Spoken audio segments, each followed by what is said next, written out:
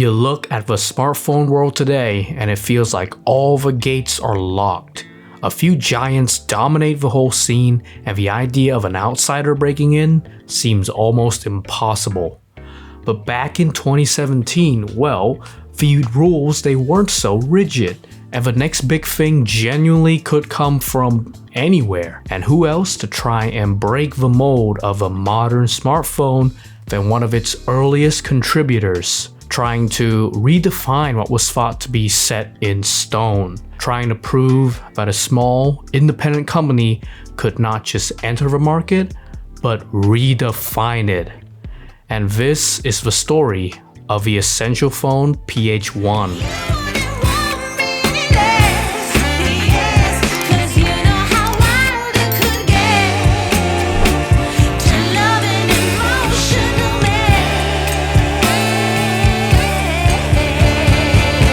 Where else to start with the Essential Phone but its design? Considering the landscape of phones in 2017, the Essential Phone's design is quite rebellious. It's something more akin to a designer and a bespoke look, and the materials used reflect that, with a ceramic back that has withstood the test of time much better than similarly aged Gorilla Glass phones, showing much less scratches.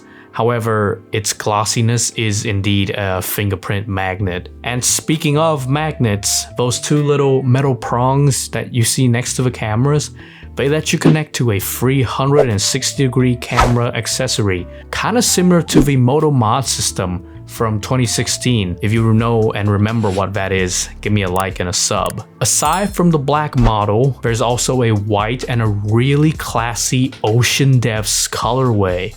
One of the more premium versions, it even offers a titanium frame wrapped around a matte surface. Now you can see that I've tried to achieve the matte effect using the skin, but it's a poor imitation. And unlike modern smartphones with gigantic camera islands, the PH1's cameras are sunken in with the back, no camera bumps here. Now for all of its luxurious design and fancy materials, for some reason the Essential Phone did not have waterproofing. Kind of a shame given that it looks like something that should be IP rated. Now you gotta remember that at this time, most phones looked like this. A screen in the middle with some chunky bezels on the top and the bottom, with Samsung and LG managing to chop a little bit of it off. But then you get the Essentials screen. It was the notch before the notch. Only a few months after this phone's release did Apple release the iPhone X with its infamous notched design. So the Essential Phone was, essentially, pun intended, the first phone with a notch. Now this was a divisive choice, with a lot of Android fans flaming this design, and truth be told, I was also one of the people who really did not like this. However, this design, it set the PH1 apart from many of its contemporaries. And ignoring the very thick chin at the bottom of this device, it does have some very thin side bezels that can still give modern flagships a run for their money. Now that I have this phone in my hand, you know, I do kind of get why some people would like this kind of design, considering that before this phone came out, you'd be so familiar with having like a thick top bezel on top of here that the first time you see this screen, the display would look just almost unreal, as if aside from the camera notch, the phone is just melting into the background behind it.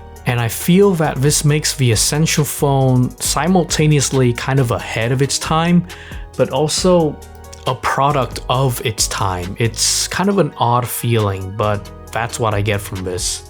I put a matte protector on this screen like a lot of my devices because the actual screen itself has already suffered quite a few scratches. Now, a funny story about this, I was actually hunting for this phone on Hardoff, a Japanese used items seller which has a website, and I was ready to pay the listed price for this phone, so I ordered it online. Yet the clerk actually took time to message me and say that this screen, it has a few deeper scratches than the listed condition. Because of that, I was gonna get another 1,000 yen off the price. Man, you just gotta love Japan and their supreme customer service. Anyways, digging into the software, it is a phone made by the co-creator of Android, Andy Rubin, and so the pure stock experience is at the heart of this device. It's essentially like a Nexus phone spin-off, running a very minimal OS with just what you need, hence the name Essential. It's basically AOSP on a phone, for better or for worse. There's no real special feature to show off on this device. Everything is kind of bone stock. It shipped with Android Nougat and got many updates until Android 10. In 2017, this was a pretty generous software support policy. The phone also came with basically flagship guts in most regards, with a Snapdragon 835 beating at its heart, 4GB of RAM, and 128 gigs of storage, when most phones at the time were still rocking like 32 or 64 gigs. Despite the strong processor and the clean software, performance on the Essential phone is not great. It suffered from many bugs at its launch, and performance issues just plagued this device. After a few years of updates, the situation did improve somewhat, but it was never fully remedied. This is quite weird because the Razer phone is released at roughly the same time. It had a similar spec sheet, but it still flies even in 2026, and it's able to drive a 120Hz screen at that. Whereas the Essential phone here, it's struggling to hold its own just in general system responsiveness and animations. And this is not because of the screen being only 60Hz. It's genuinely really choppy and laggy for some reason. Now I'm guessing it's down to the optimization, which the Essential phone clearly needed more of. But because of that, gaming on this phone is a bit strenuous. Light titles like Alto's Odyssey handle decently,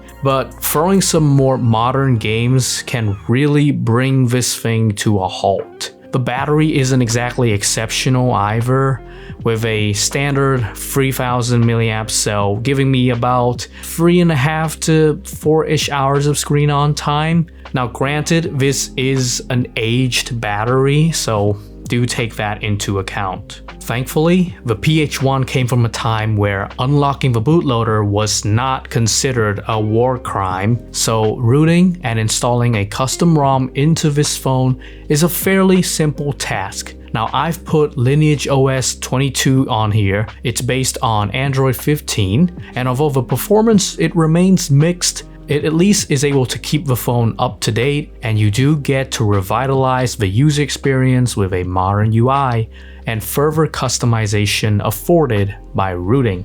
Now let's go back to these cameras. The Magnus system, it was paired with the 360 camera module, which although it was a novel and interesting concept, ultimately did not become mainstream. What cameras you do have on the back of this device were underwhelming at best. It was quite an interesting setup actually. Brands at the time, they would often tack on a useless 2x camera that was barely better than digital zoom, a useless depth sensing module, or a wide angle that was significantly worse in image quality than the main unit. Some brands, some phones, they still do that to this day. Well, the Essential phone is a bit different. It uses two identical camera sensors. However, one actually captures the standard color output, whilst the other is a dedicated monochrome sensor with its Bayer color filter removed. Now this allows for native black and white photos that have better low light performance as evidenced by the monochrome output sitting at around half the ISO of the colored pictures. If you wanted this native monochrome feature in the photography world, you'd have to get either an uber expensive Leica camera or work with a film camera, whereas here you already have it on your phone. And it does produce some nicely contrasty and punchy black and white photos, offering a nice sharpness and a different feeling to your photographic adventures. The color unit here is less impressive because now it's just another mid-range camera from almost 10 years ago. Not great at retaining detail, and the colors aren't the best either, and the stock camera in the older firmwares were disastrously bad, as said by the Mr. Mobile. Alongside the old issue of turning the flash on for no reason when you turn HDR on, and occasionally just saving a wall of green instead of the photo you took. With such an odd mix of pros and cons, the Essential phone was a mixed bag, to say the least. But there were solid foundations to this device, and a lot of potential for a sequel. So why don't we now have something like an Essential phone PH8 by now? Well, the wonky software, underwhelming cameras, not to mention controversial design choices like the notch, and the lack of a headphone jack, something that many enthusiasts scoffed at. Because of these reasons, the Essential phone, it did not sell as expected. The accessory system also never expanded beyond the camera module due to some lawsuits that occurred. And the design decisions, they were not the only controversial thing at Essential, with Andy Rubin himself getting caught into some spicy scandals, the scope of which is beyond this video. But it did not help the Essential brand. For some other prototypes such as the awesome but probably impractical Essential Gem do exist, Essential themselves just could not outlast the more established players in the market, and they shuttered operations by 2020. It was yet another dream to turn the industry upside down, extinguished by floundering momentum and missed opportunities. And there is something interesting that came out of all this at the end of the day though. It's kind of poetic that Andy Rubin exited the big megacorp Google to found his own brand, trying to punch through that wall of giants and make something new. And I think the story is kind of mirrored for Carl Pei. He exited OnePlus, which at the time was still owned by the megacorp BBK, to make his own brand and break back into the market with a fresh vision. In a fitting turn of fate, Carl Pei's company Nothing would acquire the Essential brand early on in its existence. It was as if Nothing was borrowing the wings of a fallen pioneer to help launch its own flight. And where Essential failed, Nothing did end up managing to break through and become something of themselves. And that's gonna be it for this video. Thank you for watching. I'll leave a bunch of different cool videos for you to watch around here, and see you on the next one.